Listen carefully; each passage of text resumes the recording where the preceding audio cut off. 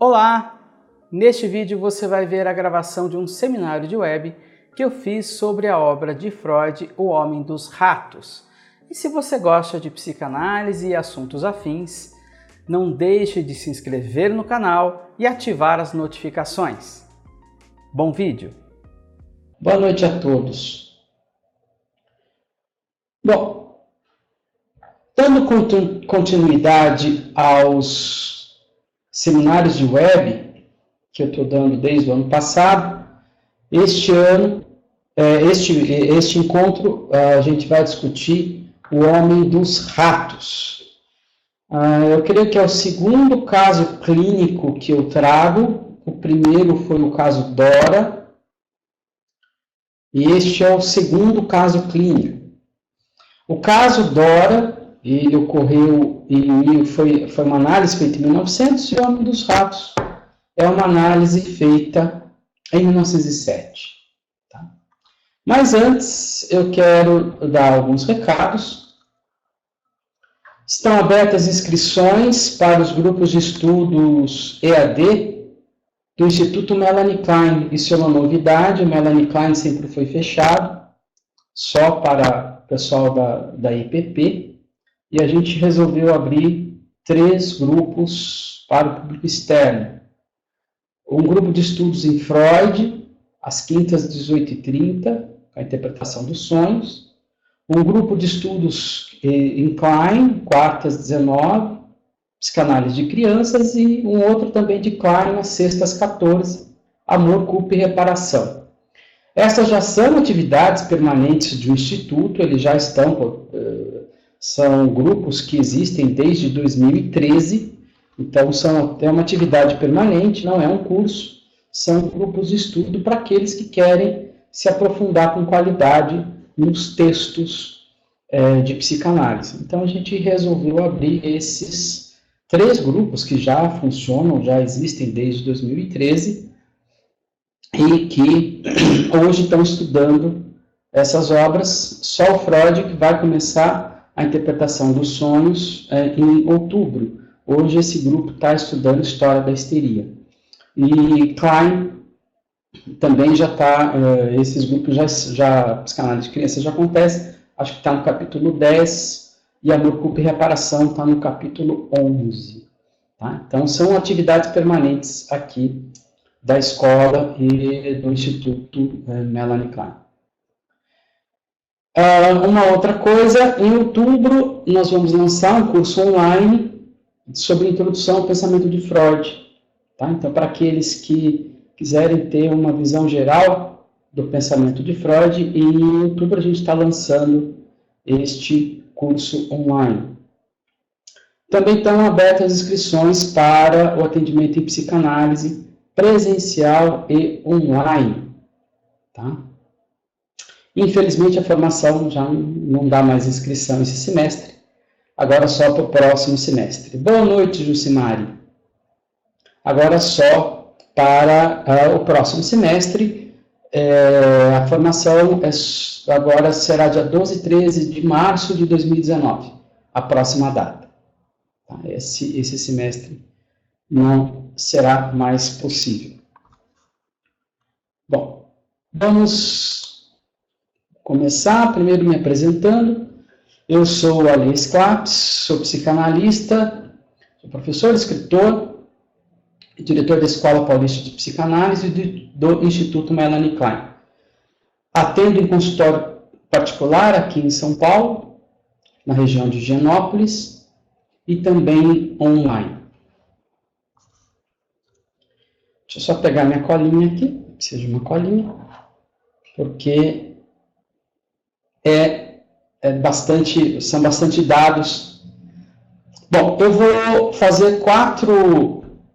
desenvolver 4 temas hoje, tá? O próprio caso clínico, vou fazer uma pequena discussão sobre o complexo de Édipo e este caso clínico, vou falar um pouco sobre técnica e modelo, muito importante aqui neste caso clínico, e, por fim, eu vou discutir um pouquinho a questão da neurose obsessiva e do toque. né? Uma comparação entre esses dois conceitos, tá? Então, é o que eu pretendo fazer hoje. Bom, iniciando, esta fotinha aqui, eu não sei se é bem do caso clínico, porque parece muito aquele ator que tem no documentário que a BBC fez sobre o Homem dos Ratos, mas, por incrível que pareça, algumas fotos que eu consegui do Ernest Lanzer eram muito parecidas com aquele ator, então eu fiquei na dúvida se era a mesma foto, mas está aqui um desenho do Ernest Lanzer, que é o famoso Homem dos Ratos. É uma análise que ela ocorreu entre outubro de 1907 a julho de 1908, então praticamente 8 anos depois do caso Dora, é uma publicação quase que 8 anos depois do caso Dora, e já em 1907 o Freud ele já fez algumas conferências em relação a este caso. O Ernest Lanzer é o quarto filho de uma família de 7, e ele se apaixonou por uma tal de Gisela Adler, né? Mas que era pobre, e o pai dele queria que ele casasse com uma moça rica. Então aí já começou a ter um pequeno conflito entre pai e filho. E um detalhe interessante é que o seu próprio pai deixou de casar com uma moça que ele gostaria de ter casado, mas que era pobre, para casar com uma outra rica. E o filho meio que também repete este mesmo enredo, né? Mas, ao contrário do pai, ele insiste em ficar com a moça pobre, a Gisela Adler. Para piorar um pouco a situação, ela teve que retirar o útero, né? Então, seria um casamento onde não teriam herdeiros. Mas, mesmo assim, ele insistiu em cotejar esta moça, e eles acabaram se casando. A gente vai ver um pouco mais para frente isso. O problema é que depois da morte do pai, o Ernest Lanzer ele começa a desenvolver uma série de sintomas, como um certo gosto por funerais e muita coisa sobre ritos de morte, né? Uma outra coisa, um outro sintoma que ele começou a desenvolver, ele achava que o pai dele ia visitá-lo durante a noite, né? Batia a sua porta e ele descia para ver se o pai estava lá, mas o pai logicamente não estava morto. Mas ele ficava tão apavorado com a situação que ele, de frente a um espelho, ele olhava se o seu pênis estava no seu devido lugar. Então, essa presença paterna suscitava, de alguma forma, este receio em relação à sua ereção. Outra coisa que ele começou a desenvolver foi muitas ideias suicidas, né? Como cortar a garganta ou se afogar, tá? Se enforcar, se afogar, cortar a garganta. Então começou a desenvolver muitas ideias suicidas. Bom, a questão, o título Homem dos Ratos advém de uma história que logo na primeira sessão ele conta para o Freud, que é a seguinte, que ele estava conversando com um dos seus superiores, e esse superior narrou para ele um tipo de castigo, um tipo de suplício oriental, onde a pessoa era posta nu, colocava-se um rato dentro de um balde e colocava esse balde na bunda, nas nádegas dessa pessoa, preso. E se colocava, se esquentava este balde. E o único lugar que esse rato tinha para sair era pelo ânus desta pessoa. 4 horas depois, os dois estavam mortos, né? A pessoa e o rato. Então, isso impressionou muito o Ernest Lanzer. Por isso, o nome Homem dos Ratos. Mas, na mesma sessão, o Ernest Lanzer conta uma outra história também. Né? Que ele tinha perdido o seu pince-nez, que é esse óculos antigo, esse tipo de armação antiga de óculos, e tinha pedido um outro, tinha telegrafado para a loja e tinha pedido um outro. E que chegou de um dia para o outro. E, encurtando um pouco a história, alguém pagou este pince-nez para ele.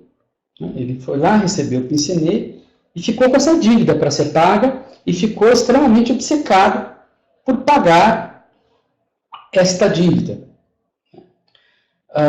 Aqui tem um ponto extremamente importante em relação à técnica do caso, que foi uma técnica muito parecida com a utilizada no caso Dora, que é colocar o paciente em livre associação e verificando das suas cadeias de associações aonde que isso iria parar.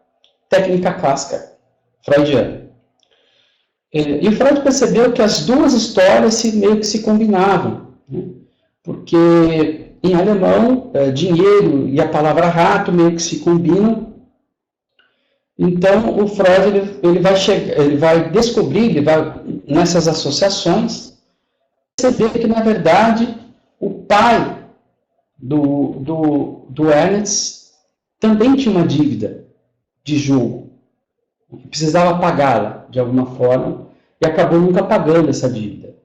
Então, o Freud faz uma associação entre a dívida que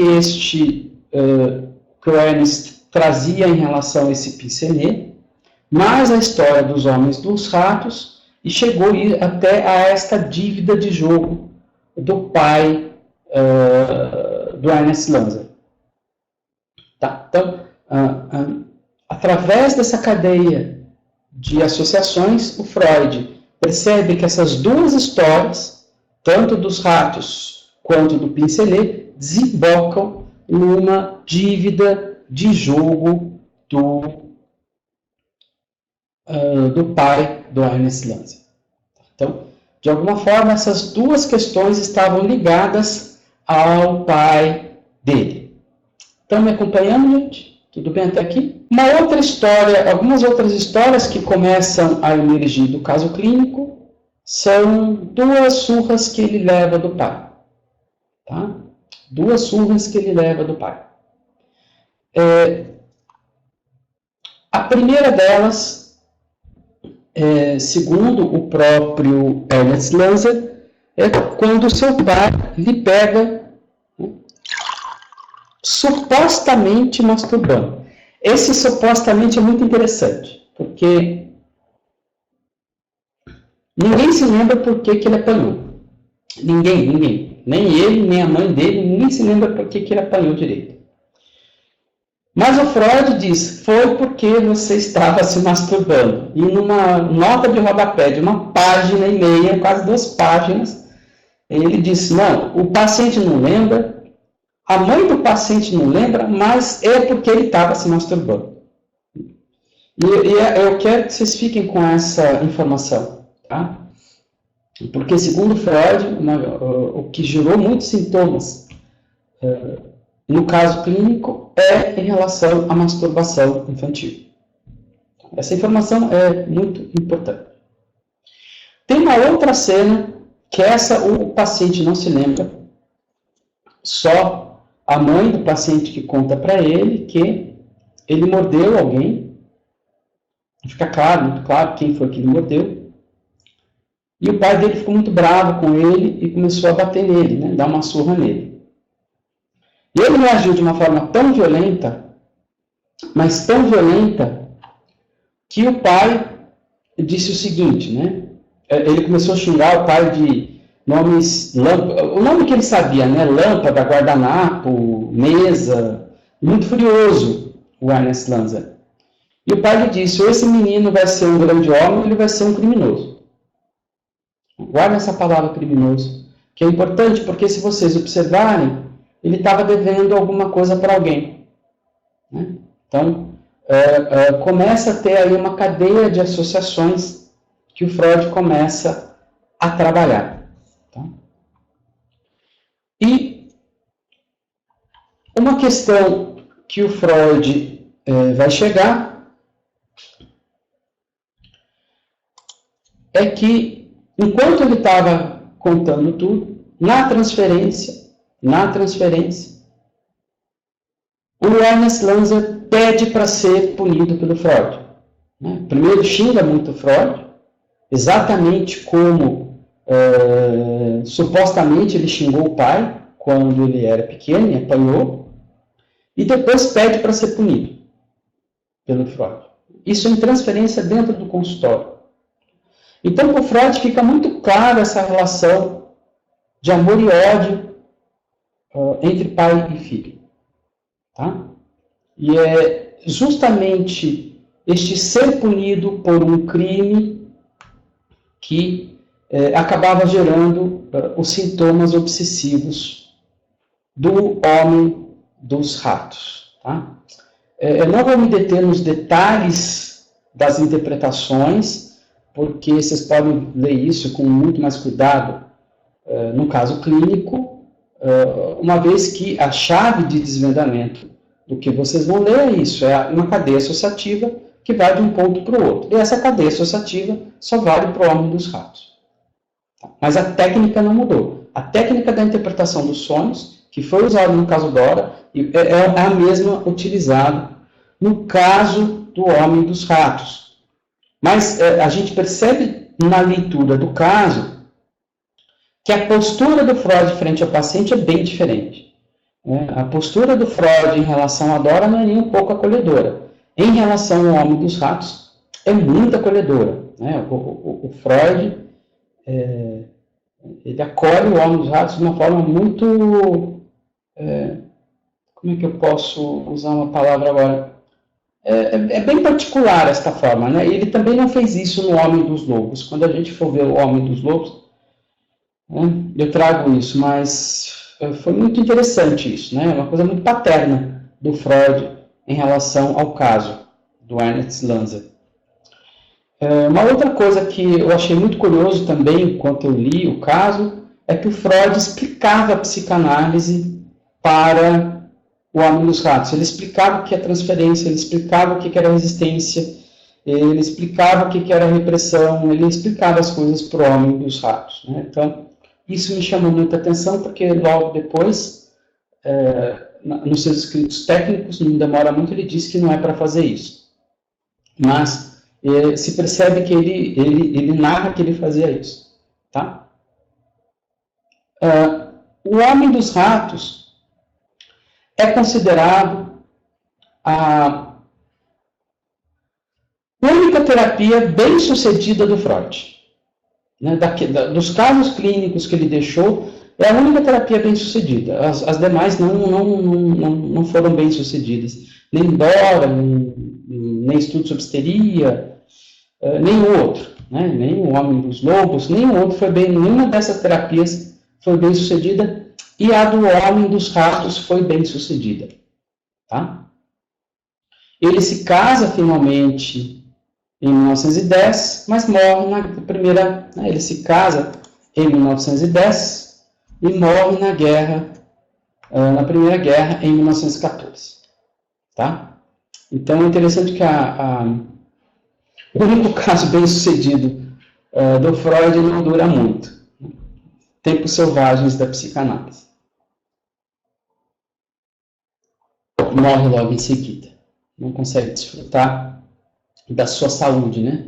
Se ele começa a análise com 27 anos, em 1907, o pai morreu em 1897, 1899, ele ficou 10 anos doente, praticamente dos 17 aos 27, se casa com 30 e morre com 34, né?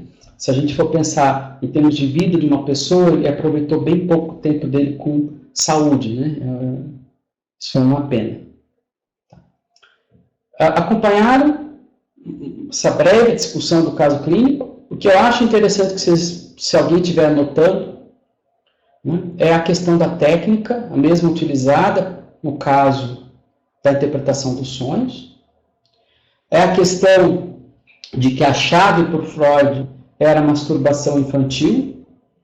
E uma segunda questão era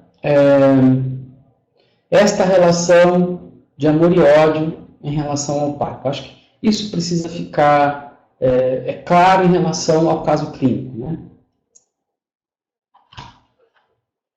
E aí eu entro numa outra discussão sobre o homem dos ratos. É interessante que em nenhum momento o Freud cita complexo de Édipo e castração quando trabalha com esse caso clínico. Tá? Você lê o caso, não tem nada sobre Édipo e castração. Ele usa a técnica pura da interpretação dos sonhos. No caso, por exemplo, deste pensamento obsessivo sobre dívida e os ratos, o Freud simplesmente ele sai desta obsessão e vai até esta dívida de jogo do pai. No caso de outros sintomas, ele sai desses outros sintomas e vai para essas brigas que ele teve com o pai, ponto. E, segundo Freud, os sintomas melhoram. Os sintomas melhoram. Outra coisa importante. Depois dessa reação transferencial do homem, né, do paciente, com o Freud, xingando o Freud, depois pedindo para ser punido, uma série de sintomas também desaparece. Então, o Freud usa basicamente a técnica em relação ao caso. O que o Freud vai achar muito interessante, isso sim ele vai usar, é a noção de uma sexualidade infantil. Isso ele vai usar. Né? Portanto, a questão da masturbação infantil. Então, isso fica muito claro quando ele chega e diz, olha, foi pela masturbação infantil. Ninguém se lembra, mas a minha teoria me diz que só pode ter sido a masturbação infantil. Então, ele vai usar, mas não vai usar, pelo menos escrito e declarado, a noção de Édipo e castração. Tá? Isso eu achei muito interessante quando da leitura do caso clínico. Então, guardem essa informação também, porque é o segundo caso clínico publicado do Freud, segundo assim, sem a gente considerar estudos sobre histeria, já sobre a égide da técnica psicanalítica, que Freud publica e que não declaradamente está Édipo e castração. O primeiro foi Dora, e o segundo aqui é o homem dos ratos. Talvez você deve estar se perguntando, bom, mas esse ódio por pai não é uma questão edípica? Bom,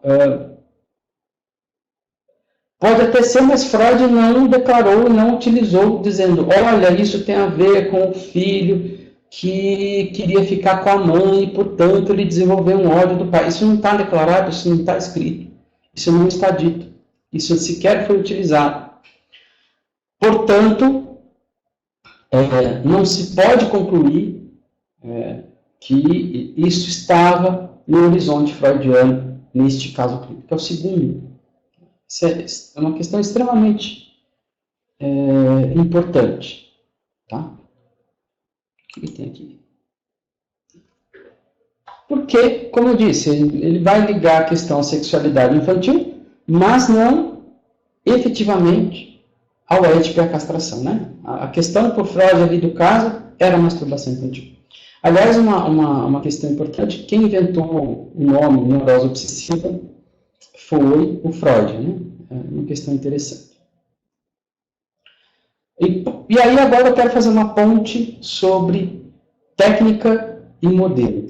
Tá? Porque eu estou deixando muito claro aqui a questão da técnica e do modelo edípico. O primeiro, técnica é como é que eu conduzo um caso clínico. Né? Bom, eu ponho o paciente lá, ele livre associa, eu pego uma ideia, peço para ele ir se lembrando de outras coisas, e através dessa cadeia de associações eu consigo chegar no núcleo inconsciente. Isso é técnica. Tá? Isso é técnica. Bom, mas o que tem lá no núcleo inconsciente? Bom, aí já é uma outra questão. Porque daí vai envolver modelos, o que eu acho que tem lá dentro, né? E modelos que podem envolver uma teoria. Quando o Freud diz, olha, a minha teoria diz que foi masturbação, né? já chegou no ponto de teoria. Teoria é aquilo que suplantaria a realidade. Olha, tem o mesmo estatuto da realidade, seria um facsímile da realidade. E modelo é aquilo que eu uso para pensar, né, um determinado caso. Por exemplo, enquanto eu estou trabalhando no meu consultório, eu posso pensar no complexo de Édipo. Nesta hora, ele é um modelo. Tá? Quando eu digo toda criança passa pelo complexo de Édipo, ele vira uma teoria, porque eu universalizei este conceito, este modelo. Esse modelo virou universal. Ele virou um conceito universal. Todos passam pelo complexo de Édipo. Ele já é uma teoria do desenvolvimento humano. Ficou claro para vocês a diferença entre modelo e teoria? Tá? São duas coisas diferentes. Modelo que eu uso para pensar clínica. Teoria quando eu universalizo o conceito e falo, todo mundo passa por isso. Exemplo, tá? Para a gente entender a diferença de grau entre uma coisa e outra. Então, o Freud ele não usa o modelo edípico, mas usa a teoria da sexualidade infantil no caso. Resumindo o assunto. Tá? É o que ele faz. E por que eu estou colocando ênfase nisso? Tá? Porque existe a teoria do complexo de Édipo, que é todo ser humano passa pelo complexo de Édipo e ele é, portanto, o núcleo de toda a neurose. Tá? E isso é falar do Édipo como quanto teoria. Mas eu já citei aqui dois casos, Dora e Homem dos Ratos, que essa teoria não foi utilizada na prática clínica. Né? Então, se pode perguntar, bom, portanto, toda vez que eu tenho um caso clínico, eu tenho que obrigatoriamente pensar em Édipo e castração? Isso é uma discussão que gerou muita controvérsia entre os kleinianos, entre os freudianos. Até na década de 80 tinha essa discussão, porque os kleinianos não utilizavam o complexo de Édipo, etc, etc. Né? Mas aqui a gente está vendo dois casos clínicos onde o próprio Freud não utilizou. E mais, o caso que melhor teve solução em Freud não foi utilizado. Eu acho que isso é interessante. Insisto na questão, vocês podem pensar, mas, bom, não daria para entender o caso através de Édipo e castração? Dá para entender ele através de Édipo e castração, dá para entender ele através de posição depressiva e esquizoparanoide, dá para entender ele através de uma tema lacaniano, dá para entender ele através da identificação projetiva, dá para entender ele do jeito que vocês quiserem, mas o caso é o caso que está lá. Porque eu imagino que se nós temos uma clínica, você pode mudar a teoria sobre essa clínica, mas a clínica não pode mudar. É mais ou menos assim. Vamos pensar em Saturno. Provavelmente há 5.000 anos alguém sabe sobre Saturno. Mas Galileu desenvolveu uma ferramenta que conseguiu enxergar os anéis de Saturno. Mas Saturno é o mesmo. Saturno é Saturno antes do Homo sapiens andar pela Terra e provavelmente continuará sendo Saturno depois que a gente se for. Tá? Então, a clínica é a clínica. Qual o instrumento que eu uso para ver a clínica? Isso pode variar. E varia. né? E varia muito. Varia muito. Né? Se a gente pensar só em termos de definição do que é a psicanálise, qual é o objeto da psicanálise, um freudiano é inconsciente. Eu já ouvi lacanianos dizer que consciente é uma hipótese, porque o objeto da psicanálise é, na verdade, o sujeito da fala. É o sujeito da fala. E eu já vi Bioriano dizer que o objeto da psicanálise é a experiência emocional. E Kleiniano dizer que o objeto da psicanálise é a fantasia inconsciente. Então, a gente pode ter, né, variações de técnica, inclusive, né? Porque dependendo da forma que eu enxergo, eu tenho variações de técnica. Mas o meu ponto aqui, né, é exatamente o que Freud usou. Tá? O que Freud usou. E ele não usou a ético-castração, portanto, por uma questão lógica, não necessariamente, e aliás ele escreve um pouco depois que ele já tratou de casos onde ele não percebeu o complexo de castração. Logo, essa universalidade toda que se faz, essa polarização de modelos psicanalíticos, é alguma coisa que a gente precisa tomar muito cuidado. Tá? Por isso, não confundir modelos com teorias. Né? Eu diria que a técnica é a grande, talvez, teoria da psicanálise. Né? Uma coisa meio doida que eu estou dizendo, mas a técnica é muito mais estável. Né? É uma questão muito mais estável dentro da psicanálise. A Sandra ela gostaria de confirmar o tema tratado, o homem dos ratos. Esse é um seminário de web sobre o homem dos ratos. Então, quando a gente observa, né, essa questão entre Dora, homem dos ratos, e o que vem depois de 1910, né, a partir de 1910, a gente tem uma universalização da questão do Édipo e da castração que não estava presente antes de 1910. Tá? Acompanharam essa discussão sobre o Estatuto de Édipo e Castração dentro do Homem dos Ratos? E aí a gente começa a última discussão que eu acho pertinente em relação ao caso, que é sobre neurose obsessiva e toque. São duas coisas bem diferentes. Quando nós pensamos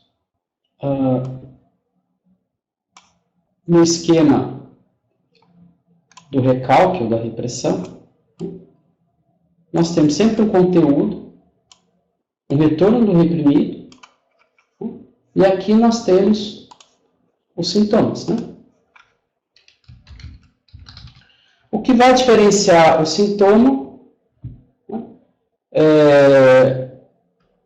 como que se comporta o núcleo do recalcado, se ele é ativo, passivo, anal, oral, e aí segue a teoria freudiana, mas nós teríamos sintomas. Né? Nós teríamos sintomas.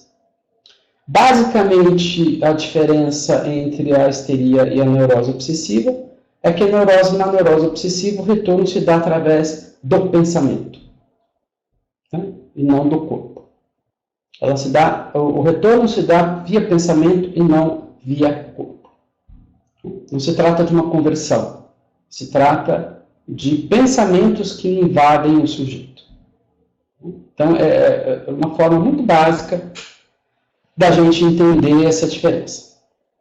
Se vocês olharem como eu descrevi o caso clínico, o paciente ele apresentava ideias suicidas, não apresentava? Não, ele apresentava pensamentos suicidas. Se eu falo para vocês, olha, eu tenho um paciente com pensamentos suicidas, muito provavelmente vocês vão pensar em depressão. nós não vamos pensar em neurose obsessiva. Porque não existe uma ligação exata entre o sintoma e um quadro clínico do tipo neurose obsessiva ou histeria.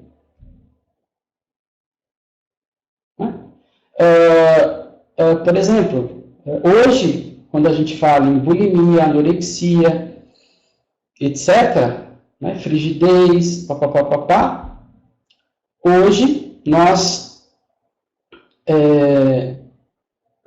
pensaríamos em várias coisas menos histeria. Mas dentro do arcabouço da neurose, isso tudo classicamente está dentro da histeria. Bulimia, anorexia. Então, cuidado, tá? Que quando a gente pensa a forma da psicanálise organizar essas psicopatologias, não é a do DSM-4, o DSM-5 ou qualquer DSM. Tá? Por quê? Porque o que liga um sintoma ao núcleo é uma cadeia associativa. E ela não obrigatoriamente ela tem que respeitar nenhum DSM. Então eu posso ter simplesmente um sintoma do tipo ideia suicida dentro de uma neurose obsessiva. Isso não tem problema nenhum, não quer dizer que seja uma depressão. Entenderam esse argumento? Porque a neurose obsessiva é uma forma de retorno do reprimido. Simples. Pode ser que ela tenha levado à depressão, mas não necessariamente tem depressão. Só precisa ter neurose obsessiva. Não? Ideia suicida que invade a mente, ponto. Não precisa ter depressão. Não? Acabou. O ponto é, quando a gente vai para o DSM, é um manual estatístico. Você pega uma série de sintomas e chama essa série de sintomas de síndrome tal. É uma série de sintomas que junto dão tal síndrome. Não existe uma questão como essa que tem um reprimido, que vai, que volta, que tem uma cadeia associativa. Não existe nada disso. Tem sintoma, junta dá uma síndrome. Portanto, e aí eu volto para a minha questão, tá? Enquanto em psicanálise a relação entre sintomas e a estrutura ao qual ele pertence, né, é estrutural, no DSM é estatístico. Então você não pode falar o seguinte, olha, neurose obsessiva é toque. Não é toque. Você não pode dizer isso. São duas coisas, são duas questões completamente diferentes. É a mesma coisa de dizer que histeria é igual histriônico, como é que chama lá no DSM? Não é síndrome, lá é transtorno de personalidade histriônica. Não é a mesma coisa. Não se trata da mesma coisa. Como eu disse, dentro de histeria tem o que a gente hoje chama de bulimia, de anorexia, de fibromialgia. Isso tudo está dentro do umbrella, do chapéu, debaixo do termo histeria. Né? Ou não. Então, uma coisa não é a outra. Isso vocês têm que tomar muito cuidado. Que são concepções psicopatológicas completamente diferentes. Tá? E por que eu insisto nisso? Porque muitas vezes a gente precisa encaminhar um paciente para o psiquiatra. A psicanálise não é alguém que está fechado em si mesmo. E às vezes essa conversa é truncada. Porque você procura um psiquiatra e você precisa ter noção do que esse psiquiatra está fazendo com o seu paciente. Tá? Aí eu fecho a minha questão sobre o caso clínico Homem dos Ratos. Gente, muito obrigado e até o próximo encontro. Obrigadão.